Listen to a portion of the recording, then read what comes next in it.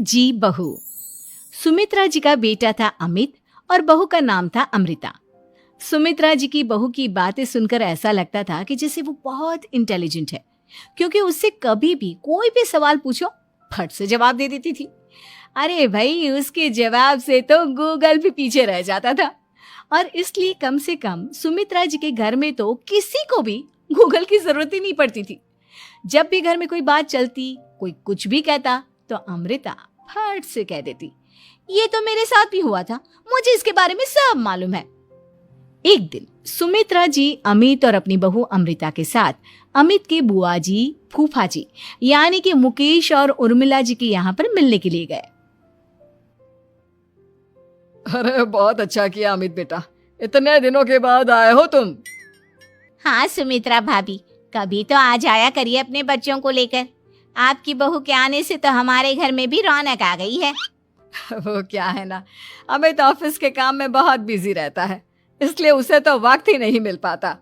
अच्छा, लगता है नौकरी काफी मुश्किल है अमित की। अरे नहीं नहीं फूफा जी, ऐसी कोई बात नहीं है। आप तो जानते हैं ना प्राइवेट जॉब में कितना काम होता है। अरे कोई समझे ना समझे, मुझे तो पता है प्राइवेट नौकरी में इतना काम करना पड़ता है कि इंसान की आफत आ जाती है। लेकिन बेटा, तुमने तो कभी जॉब की ही नहीं, तुम्हें कैसे पता? अरे जॉब नहीं की तो क्या हुआ मम्मी जी, सब जानती हूँ मैं। सबसे पहले ऑफिस में जाओ, वहां पर अपनी एंट्री डालो, उसके बाद दिन भर सिस्टम पर बैठकर काम करो।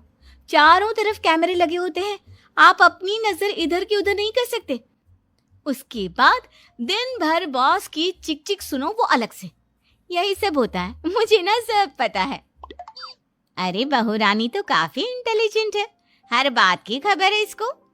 थोड़ी देर बाद, अब देखिए सुमित्रा भाभी, इतने दिनों के बाद आई हैं आप, खाना खाकर ही जाना, ऐसे तो मैं आपको जाने नहीं दूंगी। वैसे बुआ जी, खाने में क्या बनाया है? वो क्या है ना बेटा, आज तुम्हारी बुआ जी की तबीयत थोड़ी ठीक नहीं थी, इसलिए हमने सोचा कि जब तुम लोग यहाँ आ जाओगे तो बाहर से खाना मंगवा लेंगे और साथ में बैठकर खाएंगे। लेकिन बस प्रॉब्लम इतनी सी है कि मुझे बाहर से खाना ऑर्डर करना नहीं आता। सोचा जब अमित आएगा तो उसी को बोल दूंगी। अरे मुझे आता है ना, मैं कर देती हूँ ऑर्डर। बताइए क्या क्या मंगाना है आपको? इटालियन, कॉन्टिनेंटल, इंडियन, पंजाबी, सब पता है मुझे। क्या बात है बहू, क्या घर में भी खाना रोज बाहर से ऑर्डर करती हो? अरे नहीं नहीं नहीं बुआ जी, ऐसी कोई बात नहीं है, बस मुझे ना सब पता है। कोई बात नहीं अमृता, मैं अपने फोन से ऑर्डर कर देता हूँ।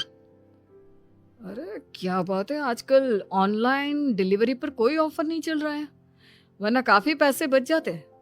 कैसी बात करते हैं अमित, मैं कह रही हूँ ना मुझे सब पता है। मुझे एक बहुत अच्छा ऑनलाइन डिलीवरी वाला मालूम है, जहाँ पर 50% ऑफ मिल जाएगा। और आज तो वैसे भी फ्राइडे है ना, फ्राइडे को तो उस पर 50-70% ऑफर मिलता ही मिलता है। अरे क्या बात है, इसके बारे में तो मुझे पता ही नहीं था। अरे बेटा, जिस चीज के बारे में किसी को पता नहीं होता, हमारी बहू को पता होता है। एक काम कर, तू उसी को ऑर्डर करने दे। क्या बात है अमृता बेटा, तुम तो बहुत इंटेलिजेंट हो, सब कुछ जानती हो। कुछ दिनों के बाद सुमित्रा जी की कुछ सहेलियां उनसे मिलने के लिए आती हैं। अरे सुमित्रा बहन कैसी हो, बहू कैसी है तुम्हारी? अरे पूछिए मत, बहुत इंटेलिजेंट है मेरी बहू, सब कुछ जानती है। क्या बात है, बहू के आने के बाद तो औरतें दुखी हो जाती है, लेकिन तुम तो बहुत खुश लग रही हो।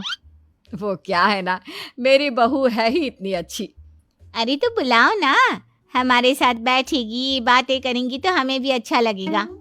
सुमित्रा जी अमृता को बाहर बुलाती हैं और उसके बाद सब लोग बातें करने लगते हैं। क्या बताऊं, कुछ दिनों से घुटनों में इतना दर्द हो रहा है कि चला भी नहीं जाता। अब बुढ़ापे में तो ये सब चलता ही रहता है, क्या कर सकते हैं।